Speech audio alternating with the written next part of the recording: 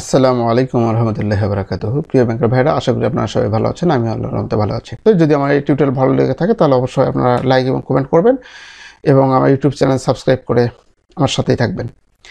আজকের যে অঙ্ক দেখব, এই অঙ্কটি 93তম ব্যাংকিং ডিপ্লোমা এসেছিল 2021 সালের ডিসেম্বরে, যে পরীক্ষা যেটি হয়ে গেল 2022 সালে মার্চ মাসে। সেই পরীক্ষায় আসা একটি প্রশ্ন যেটি এসেছিল 4 নম্বরে সিতে। 4 C number, Lily company pays salaries of টাকা 12,000 every Monday for the preceding 5-day week, Monday Friday. অর্থাৎ সোমবার থেকে শুক্রবার পর্যন্ত যে 5 দিন কর্মসপ্তাহ, এই 5 দিন কর্মসপ্তাহের কাজ করে নিয়ে স্যালারি প্রদান করে সোমবারে টাকা প্রদান করে কত? 12,000 টাকা। অর্থাৎ মানডে থেকে ফ্রাইডে পর্যন্ত কয়দিন হচ্ছে? সোমবার, মানে মানডে থেকে শুরু, সোমবার, মঙ্গলবার, বুধবার, বৃহস্পতিবার, শুক্রবার। তাহলে কয়দিন হলো? 1, 2, 3, 4, 5। এই 5 দিন কাজ করে নিয়ে, টাকাটা প্রদান করে পরে সোমবারে। পরের যে সোমবার আবার শুরু হবে, সোমবার, মঙ্গলবার, বুধবার, বৃহস্পতিবার, শুক্রবার। এই যে পরের যে সপ্তাহ শুরু হলো, এই পরের সপ্তাহে এই সোমবারে টাকা প্রদান করে এই পূর্বের সপ্তাহের টাকা, সে কথা এখানে বলা আছে। অর্থাৎ সোমবার করে টাকা প্রদান করে তার পূর্বে 5 দিন কাজ করে নিয়ে, এই যে সোমবারে টাকাটা প্রদান করলো, এটা পূর্বে যে 5 দিন কাজ করে নিয়ে, এই 5 দিন কাজ করে নেওয়ার পর এই সোমবারে এসে টাকাটা প্রদান করে, সে কথা বলা আছে এখানে। অর্থাৎ সোমবার করে সে টাকাটা প্রদান করে 5 দিন কর্মসপ্তাহে শেষ করে পরের সোমবারে টাকাটা প্রদান করে। আচ্ছা, তারপর বলা আছে সপ্তাহটা শুরু হয় কখন থেকে? সোমবার থেকে শুক্রবার পর্যন্ত, সে কথা বলা আছে। সোমবার থেকে শুক্রবার পর্যন্ত 5 দিন কাজ হয়। Assume December 31 fall on Tuesday. ডিসেম্বর 31 শেষ হয়েছে মঙ্গলবারে। So Lily employee have work 2 days without being paid. বলা হচ্ছে, ধরুন 31শে ডিসেম্বর ছিল মঙ্গলবার। So Lily employee have work 2 days without being paid. Lily কি করেছে? লিলি কোম্পানি কর্মীদের কাছ থেকে কাজ করে নিয়েছে উইদাউট পেইডে, কিন্তু মানে কোনো টাকা ছাড়াই কাজ করে নিয়েছে, মানে বাকিতে কাজ করে নিয়েছে। অর্থাৎ এর দেখুন, সোমবার, মঙ্গলবার, বুধবার, বৃহস্পতিবার, শুক্রবার, এই 5 দিন কর্মদিবস। এখানে বলা হচ্ছে 31শে ডিসেম্বর হচ্ছে মঙ্গলবার, তাহলে সোমবার, মঙ্গলবার, এটা ধরেছিলাম মঙ্গলবার, এটা হচ্ছে 31শে ডিসেম্বর। তাহলে 31শে ডিসেম্বর যদি হয়, আমাদের হিসাবকাল শেষ 31শে ডিসেম্বর, তাহলে 31শে ডিসেম্বর পর্যন্ত আমরা হিসাব করব। তো হিসাব করলে আমরা কয় দিনে কাজ করে নিয়েছি? এই 1 দিন, এই 2 দিন, এই 2 দিন পর্যন্ত, মানে 31শে ডিসেম্বর পর্যন্ত যদি কোনো অর্থবর্ষের হিসাব করি আমরা, তাহলে এই 31শে ডিসেম্বর পর্যন্ত কয় দিন আমাদের কাজ করে নিয়েছি? 2 দিন কাজ করে নিয়েছি, কিন্তু এখনও টাকাটা প্রদান করি না আমরা। তাহলে 2 দিনের বাকি আছে, সে কথা এখানে বলা আছে, 2 দিনের বকেয়া আছে। কিন্তু এই কথা যদি বলা নাও থাকতো, শুধু এই মঙ্গলবার পর্যন্ত বলা থাকতো, এই কথা যদি বলা নাও থাকতো, তাহলেও আপনাকে ওই একই অ্যাডজাস্টিং দিতে হতো। এই কথা বলে দিয়ে আপনার হয়তো আরও সহজ করে দিয়েছে। এই কথা বলা না থাকলেও একই অ্যাডজাস্টিং হতো। অর্থাৎ 2 দিনের টাকা বকেয়া আছে, তাহলে 2 দিনের টাকা আমাদের বকেয়া থাকলে এর এন্ট্রি দিতে হবে। এখন করতে বলছে কি সেটা দেখি। রিকোয়ারমেন্ট করতে বলছে, assume the company does use reversing entries. ধরুন কোম্পানি রিভার্সিং এন্ট্রি ব্যবহার করে।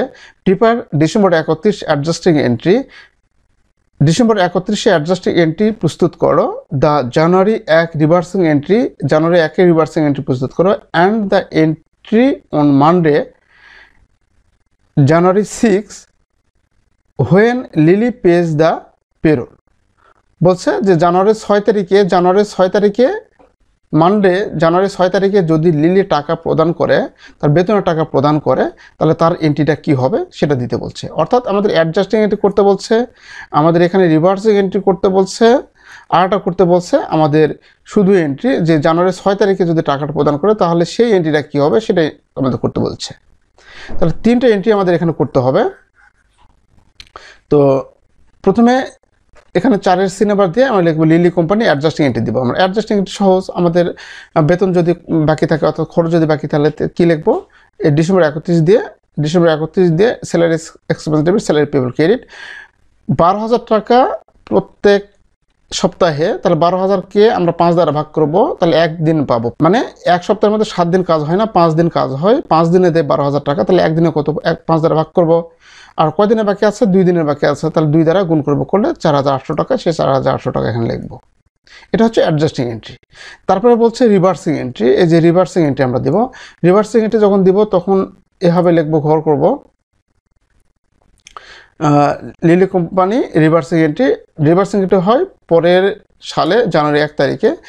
ঠিক এই যে অ্যাডজাস্টিং, এই অ্যাডজাস্টিংয়ের এটাই উল্টে দিব, অর্থাৎ salary payable debit, salary expense credit. কত? 4,800 টাকা। টাকা ওটাই থাকবে। এখন বলছে যদি টাকা প্রদান করে, যদি জানুয়ারি 6 তারিখে টাকা প্রদান করে, এই যে এখানে বলা আছে জানুয়ারি 6 তারিখে যদি টাকা প্রদান করে, তাহলে তার এন্ট্রিটা কী হবে, সেই এন্ট্রিটা কী হবে সেটা দিতে বলছে। তাহলে যদি টাকা প্রদান করে, তাহলে রিভার্সিং এন্ট্রি দিয়ে থাকলে তাহলে আমাদের জন্য হবে এইভাবে যে salary expense debit, cash credit. যদি রিভার্সিং এন্ট্রি দিয়ে থাকে তাহলে লিখবো জানুয়ারি 6 salary expense debit, salary cash credit, salary expense debit, cash credit, এটা লিখবো। তো এভাবে এই অঙ্কটি আমরা শেষ করব। যে অঙ্ক মোটামুটি অনেক সহজ, এভাবে আমরা এটা শেষ করব। আচ্ছা, এভাবেও থাকতে পারতো, এখন বলা আছে এভাবে থাকতে পারতো। এখানে বলা আছে যে কোম্পানি রিভার্সিং এন্ট্রিজ দেয়। এই যে assume the company does use reversing entry. ধরুন কোম্পানি রিভার্সিং এন্ট্রি দেয়, কিন্তু কোম্পানি যদি রিভার্সিং এন্ট্রি না দেয় তাহলে কি, তখন কি হতো সে কথা এখানে এরকমভাবে আমি আবার এক্সট্রা কিছু এটা দিয়েছি, এক্সট্রা কিছু তুলে ধরেছি।